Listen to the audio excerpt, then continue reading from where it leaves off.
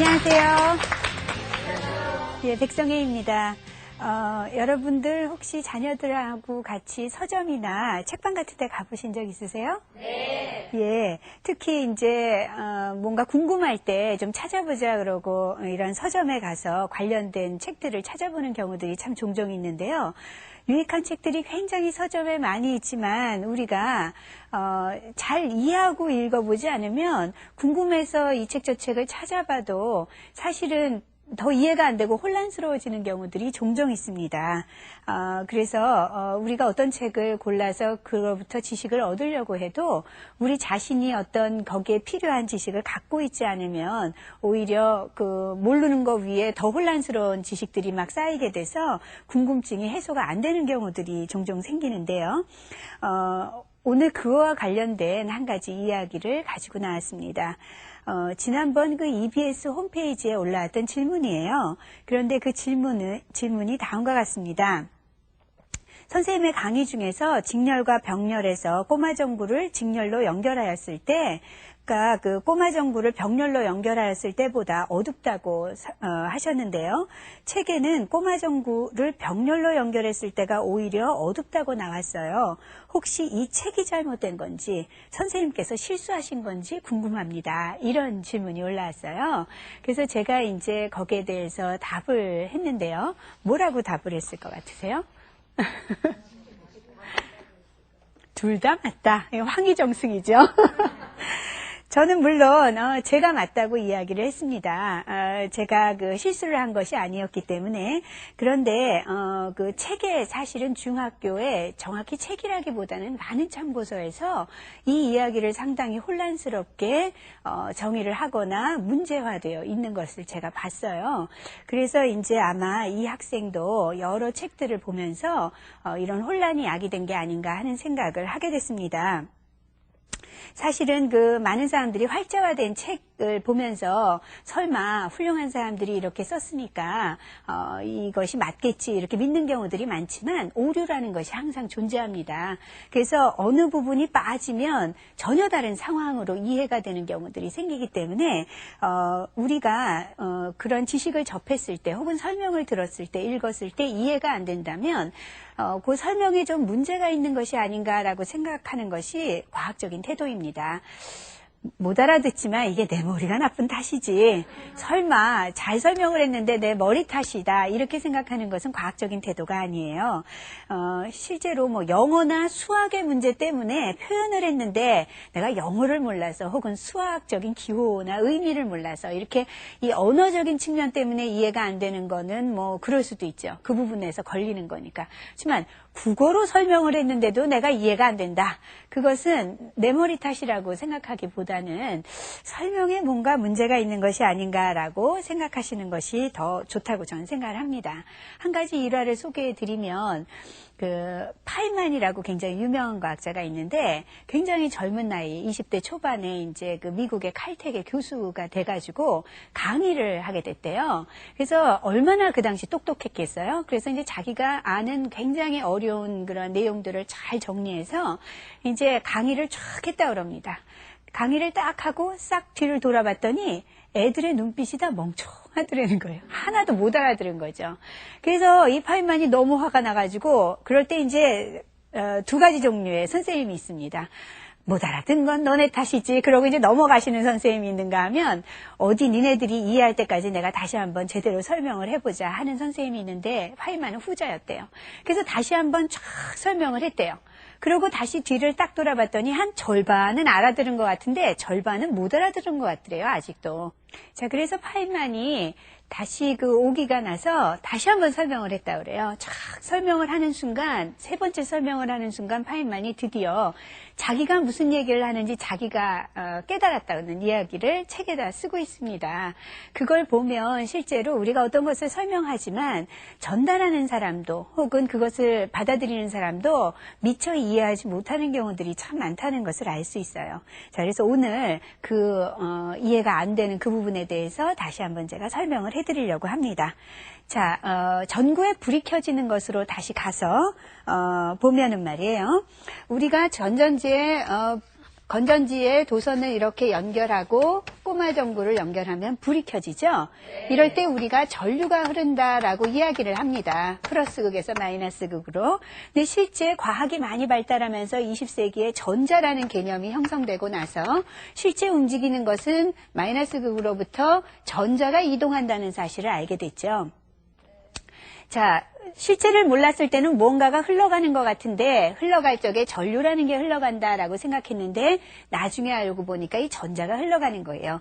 근데 이 전자가 흘러가면서요, 이 저항이라고 중간에 이렇게 막혀 있는 것들이 있으면 부딪히게 됩니다.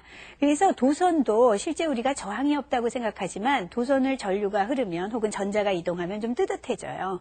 그런 것을 우리가 이제 부딪히면서 열이 난다고 얘기하죠. 우리가 꽝꽝 부딪히면 열 나죠? 그쵸? 자, 그런데 어떤 물질은요, 열만 꽝꽝 부딪혔을 때 열만 나는 게 아니라 빛도 납니다. 그것을 에디슨이 열만 내는 물질이 아니라 빛도 내는 물질인 이 필라멘트를 구성하는 물질을 찾느라고 수천 번 실험을 했다는 걸로 유명하죠. 자, 전자가 꽝꽝 부딪혔을 때, 그러면서 전자가 갖고 있는 에너지를 전달해 줄 적에 우리는 열 에너지나 혹은 빛 에너지의 형태로 에너지가 이제 전환되면서 전달이 되는데요. 자, 이렇게 되면서 전구에 불이 켜집니다. 그래서 우리가 이 전구를 다른 의미로는 저항이라는 말로도 표현하죠. 전자가 움직이는 걸 방해하기 때문에 이런 에너지를 받게 되는 거예요. 꽝꽝 부딪히면서. 자, 이렇게 되어 있는데 우리가 이렇게 부딪히면서 이 전구에 불이 이제 밝아지죠. 그쵸? 자, 근데 이 불이 밝아진다는 것은 또 무엇을 의미하느냐 하면 전류가 많이 흐를수록 혹은 흐르는 전자의 수가 많을수록 우리는 많이 부딪히겠죠? 그쵸? 그래서 우리는 그것을 이제 전자라고 표현을 하지 않을 때는 그냥 전류가 흐른다고 이야기를 한다면 전류의 양이 많을수록 불은 밝습니다. 혹은 저항이 클수록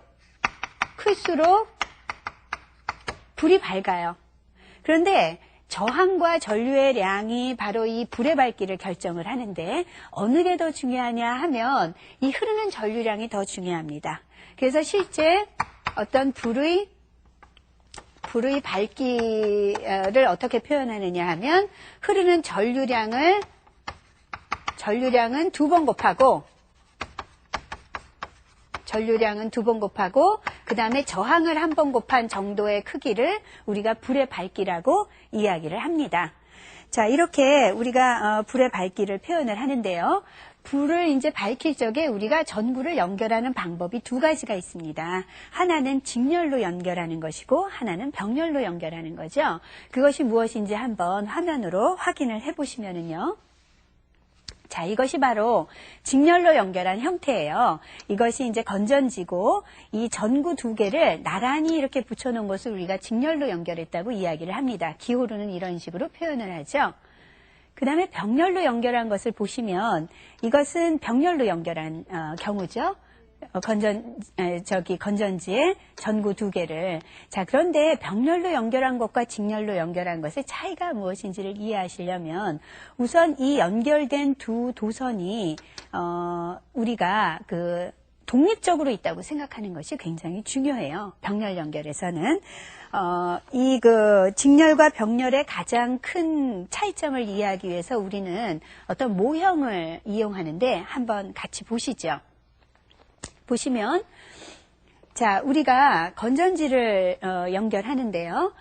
건전지에다가 우리가 이 전구를 연결을 하는데, 이 저항을 이렇게 두 개를 직렬로 연결하면 이 전자가 이동을 할 적에 나란히 한 도선을 따라서 전자가 같이 이동을 해야 되겠죠? 그쵸? 딴 길이 없어요. 이렇게 항상 흐르는 전류량이 일정하게 같을 때를 우리는 일정하게 같게 되는 것을 우리가 직렬 연결했다고 이야기를 하고요. 병렬 연결한 경우를 보시면 우리가 보통 병렬 연결을 전구를 이렇게 도선을 중간에다가 이렇게 연결을 해서 하지만 실제로 이 도선은 거의 저항이 없다고 우리가 생각을 해야 돼요. 그렇기 때문에 이렇게 연결을 하나 혹은 이거를 이렇게 연결을 하나 혹은 독립적으로 따로 이렇게 띄어서 이렇게 연결을 하나 다 동일하게 병렬 연결이라고 생각하시면 됩니다. 아까의 모습과 이렇게 해서 이렇게 연결하는 이 모습과 이 모습은 동일한 모습이라고 생각하시면 돼요. 이 도선들은 여기에서 저항이 없기 때문에 중요한 것이 아닙니다. 이것을 이해하시면 이 병렬 연결에서 가장 중요한 점은 무엇이냐 하면 각각이 이 건전지에 독립적으로 따로 연결되어 있다는 거예요. 그러니까 흐르는 전류량은 도선을 따라서 나가기 때문에 이쪽 선에 흐르는 전류량과 이쪽 선에 흐르는 전류량은 오로지 저항에 따라서 달라집니다. 저항이 크면 막고 있는 게 많으니까 느리게 흐르겠죠. 그렇죠? 저항이 작으면 술술 막 빠져나가겠죠? 그러니까 병렬 연결의 경우에는 이쪽이 만약에 저항이 작고 이쪽이 저항이 크다면 이쪽에 흐르는 전류량이 작고, 그쵸? 많이 막고 있으니까 저항이 큰 쪽에는 흐르는 전류량이 작습니다. 그리고 이쪽은 저항이 작으니까 상대적으로 많은 전류량이 흐르겠죠? 여러분, 우리가 길을 따라서 서울부터 부산까지 가는데 길이 여러 종류가 있잖아요. 그럼 많이 막히는 길은 피하고 안 막히는 길로 막 쌩쌩 차들이 빠져나가겠죠? 그걸 상상하시면 저항이 작은 쪽으로 많은 양의 전류가 흐르는 걸 이해하실 수 있습니다. 자, 이것이 바로 병렬의 형태예요. 근데 직렬은 여러분 내가 서울부터 부산까지 가야 되는데 길이 딱 하나밖에 없어요. 그럼 막히든 막히지 않든 그 길을 따라가야 되겠죠. 그러니까 항상 이럴 경우에는 흐르는 전류량이 일정화되는 것. 그게 직렬과 이게 이제 병렬이고 병렬과 직렬의 가장 큰 차이라는 것을 이해하셔야 됩니다. 이해가 되셨어요? 네. 자, 그러니까 이 병렬의 경우에는 아까 저항이 크면 흐르는 전류량이 작다고 얘기를 했어요. 그리고 아까 불의 밝기는 그 저항의 크기보다는 흐르는 전류량에 훨씬 더 큰 영향을 미친다고 말씀드렸죠? 네. 그러니까 저항이 큰 쪽보다 저항이 작은 쪽이 더 불의 밝기가 밝습니다. 병렬의 경우에는. 자, 그런데 직렬의 경우에는 보시면 흐르는 전류량이 일정하죠? 네. 자, 일정한데 이쪽이 저항이 크고 이쪽이 저항이 작다고 하면 그러면 어떻게 되느냐? 어차피 흐르는 전류량은 똑같아요. 한 길밖에 없으니까. 그런데 저항이 큰 쪽이 꽝꽝 많이 부딪히겠죠? 그러면 그쪽이 더 밝습니다. 아까 흐르는 전류량이 같을 때는 불의 밝기는 저항의 크기에 영향을 받겠죠?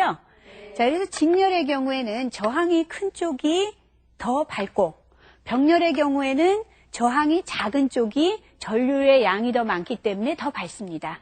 아시겠죠? 네. 자, 그럼 제가 질문을 하나 드려볼까요? 이렇게 저항의 크기가 다를 때 말고요. 저항의 크기가 같을 때는, 전구의 저항의 크기가 같을 때는 어느 쪽이 더 불이 밝을까요? 병렬하고 직렬 연결했을 때, 전구의 밝기가. 직렬이 밝을 것 같으시죠? 네. 자, 그거에 대해서 이제 설명을 해드리려고 합니다. 흐르는 전류량을 보시면은요, 이게 이제 아까 제가 설명드렸던 직렬 연결하고 병렬 연결이에요. 자, 그런데 제가 이렇게 병렬 연결한 것은 각각 독립적으로 하나씩 연결된 거랑 똑같다고 말씀드렸죠? 네. 건전지로 보면 길이 2배니까 흐르는 전류량이 2배가 될 수는 있지만 이 각각의 도선에서 흐르는 전류량은 이 저항의 크기에 따라서 결정이 됩니다. 자, 그러니까 이렇게 2개를 연결한 경우와 하나를 연결한 경우를 비교하는 거랑 똑같아요. 불의 밝기를 비교할 때. 자, 그러시면 이쪽은 저항이 하나고 여기는 막힌 곳이 2곳이나 있는 거예요. 마치 차를 타고 가는데 이쪽은 톨게이트가 2개가 있고 2개 통과해야 되고 여기는 하나 통과해야 돼요. 그럼 어느 쪽으로 더 전류에 흐르는 양이 많을까요? 병렬 쪽이 훨씬 흐르는 전류량이 많습니다. 이해되시겠어요? 네. 이 밑에 있는 건 생각하실 게 없어요. 이거는 독립적인 다른 길이기 때문에 이 2길만을 비교하신다면 그러니까 당연히 이쪽이 흐르는 전류량이 작죠? 네. 2개 연결했을 때가. 그런데 제가 아까 저항은 다 같다고 말씀드렸거든요. 자, 그러면 어느 쪽이 더 밝겠어요, 불이? 흐르는 전류량을 2번 곱하고 저항 1번 곱한 것이 밝기 정도라고 얘기했어요. 전류량이 이쪽이 많으니까 당연히 병렬 연결이 밝습니다. 실제로 초등학교에서 가전제품은 병렬로 연결한다고 가르칩니다. 왜냐하면 직렬은요, 직렬로 자꾸 가전제품들을 연결할수록 가전제품들이 바로 꼬마전구처럼 이제 이 저항에 해당이 되는 건데요. 자꾸 더 연결할수록 점점 더 느리게 전류가 흐르겠죠. 이해하시겠어요? 점점 느리게 흐르니까 점점 어두워지거나 가전제품이 돌아가질 않습니다. 직렬로 계속 연결한다면. 그런데 가전제품을 병렬로 연결한다면 하나하나를 다 독립적인 선으로 연결한 거랑 똑같아요. 그러니까 이 건전지는 빨리 닳겠지만, 즉 이제 그 전력 소모는 많겠지만 하나하나가 연결됐을 때 독립적으로 자기의 저항만큼 움직이는 겁니다. 전류가. 그러니까 많이 연결했다고 어두워지거나 가전제품이 안 도는 일이 생기지 않습니다.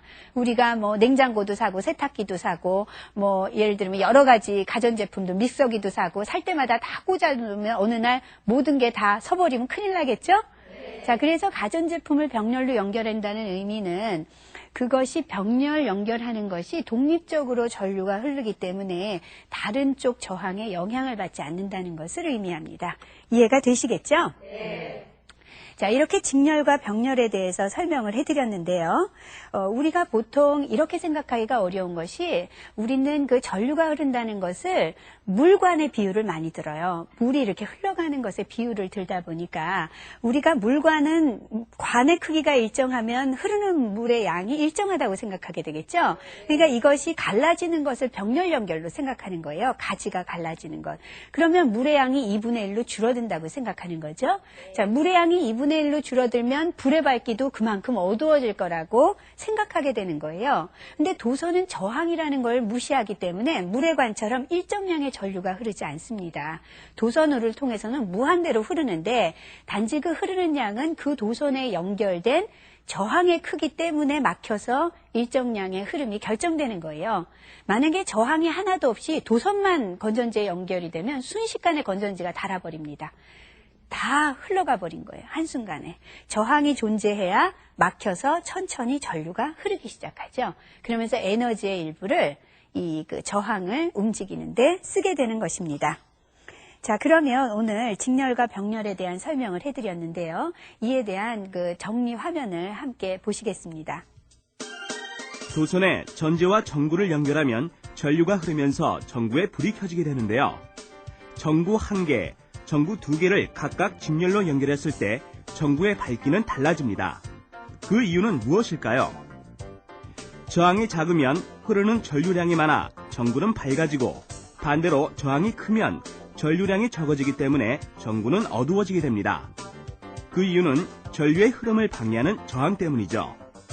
그럼 전구 2개를 직렬과 병렬로 연결했을 때 전구의 밝기는 어떻게 달라질까요?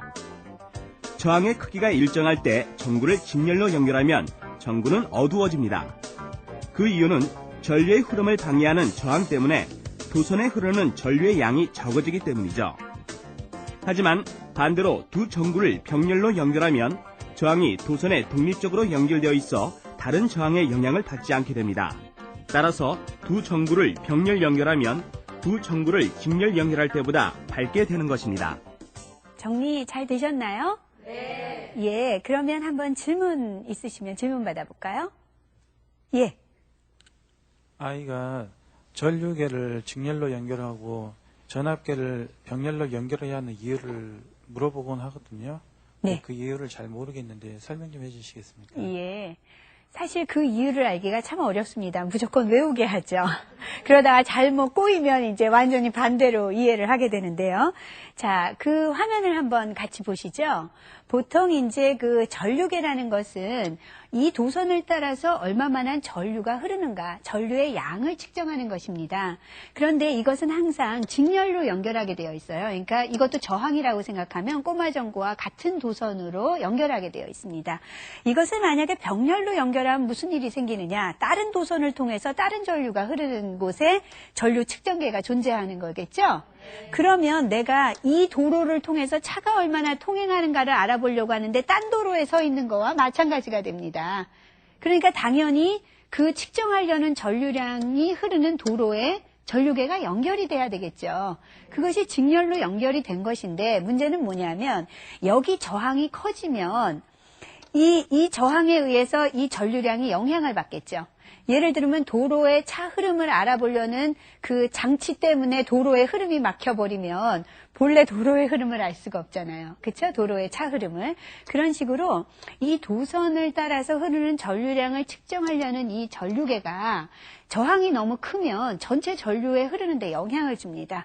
그래서 이 전류계는 저항을 최대한 줄여서 이 도선을 따라서 흐르는 전류의 양을 측정해야 되기 때문에 직렬로 연결하고 저항이 작다고 이야기를 하죠. 자, 반면에 전압계는 병렬로 연결하라고 되어 있습니다. 이 전압계를 이해하려면 우선 전압이 뭔지를 이해해야 되는데요. 우리가 보통 전압이라는 것은 예를 들면 110V 이런 게 또 전압이죠. 혹은 6V 건전지의 경우에는 1.5V 이런 것들을 우리가 전압이라고 이야기를 하는데 이 전압이라는 것은 무엇을 의미하냐면 저항이 있으면 전류가 막혀서 보통 안 흘러야 되잖아요. 그런데 저항이 있음에도 불구하고 전압에 의해서 전압이라는 게 전류를 흐르도록 가해주는 힘입니다. 그러니까 전압이 작으면 저항이 그리고 상대적으로 크면 그 도선의 전류가 흐르질 않습니다. 대신에 이 저항은 작은데 이 전압이 너무 세면 이 저항이 타버려요.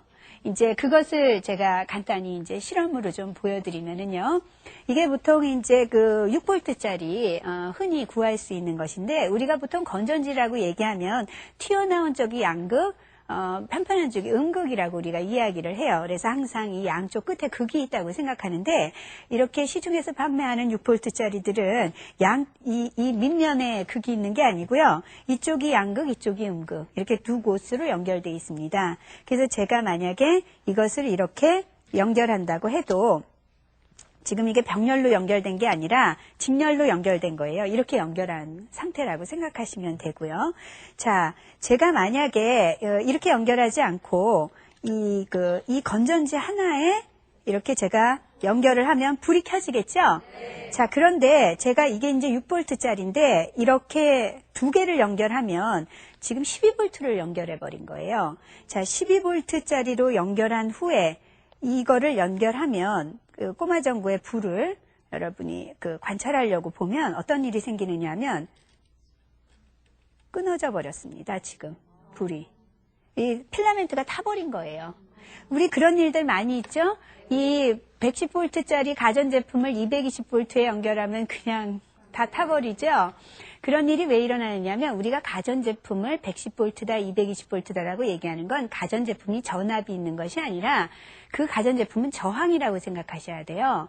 그런데 110V라는 이야기는 그 110V의 힘으로 이 전류를 밀어냈을 때 그 저항을 작동시킬 수 있다는 얘기죠.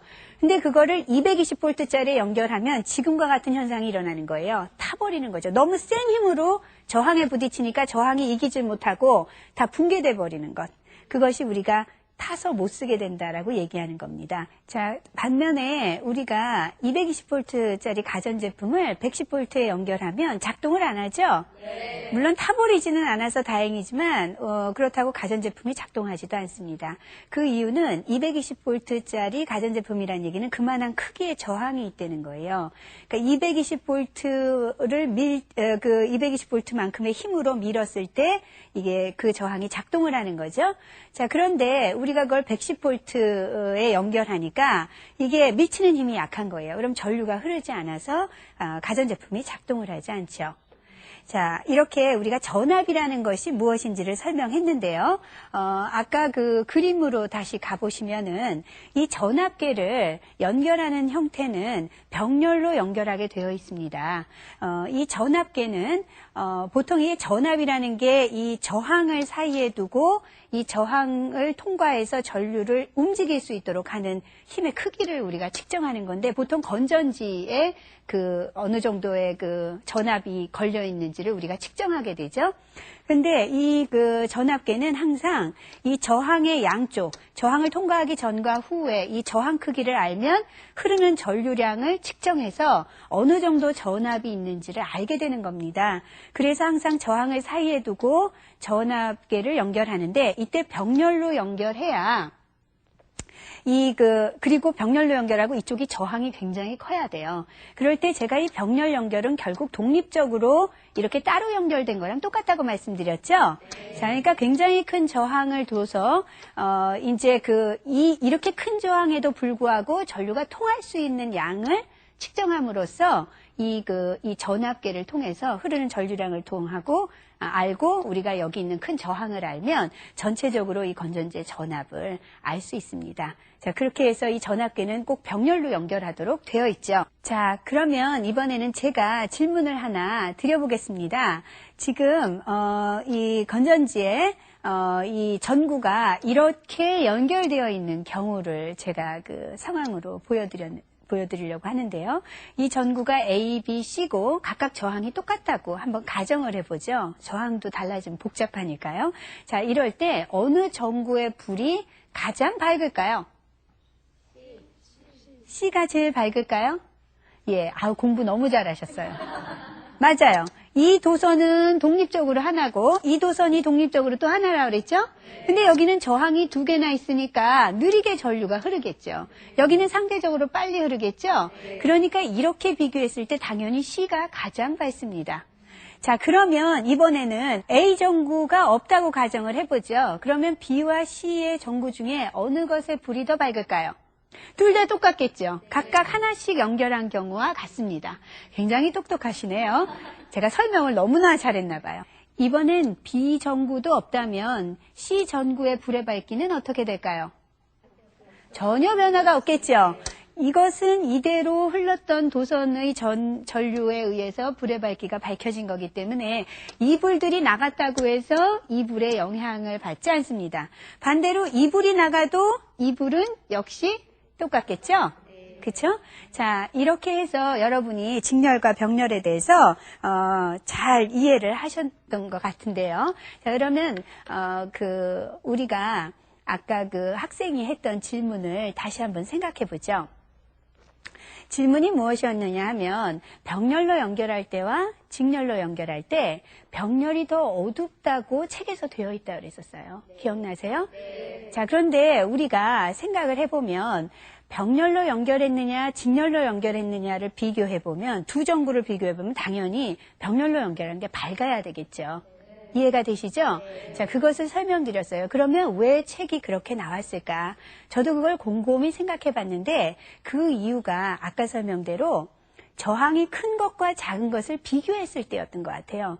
저항이 큰 것과 작은 것을 비교했을 때 저항이 큰 것은 직렬로 연결할 때는 그게 더 밝습니다. 그쵸? 흐르는 전류량이 일정하니까 저항이 큰 쪽이 더 밝았어요. 그런데 병렬로 연결할 적에는 저항이 큰 쪽으로 전류가 안 흘렀다 그랬죠? 그러니까 저항이 큰 쪽이 어둡죠.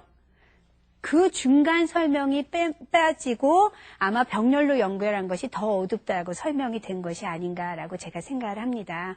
이렇게 어떤 설명들이 중간에 어떤 조건이나 가정이 빠지면 참 어려운데 과학에서는 그런 것들이 참 많습니다. 그리고 실제로 이러한 저항도 도선의 저항을 제가 지금 무시했지만 사실은 도선도 저항이 있어요. 그래가지고 또 그런 것에 의해서 실제 관찰을 해보면 약간씩 결과가 달라집니다. 그런 것들을 고려해서 과학을 이해한다는 것이 참 어려운데 여러분들께서 그런 것들에 대해서 자녀들을 잘 도와주시기를 바랍니다. 수고하셨습니다.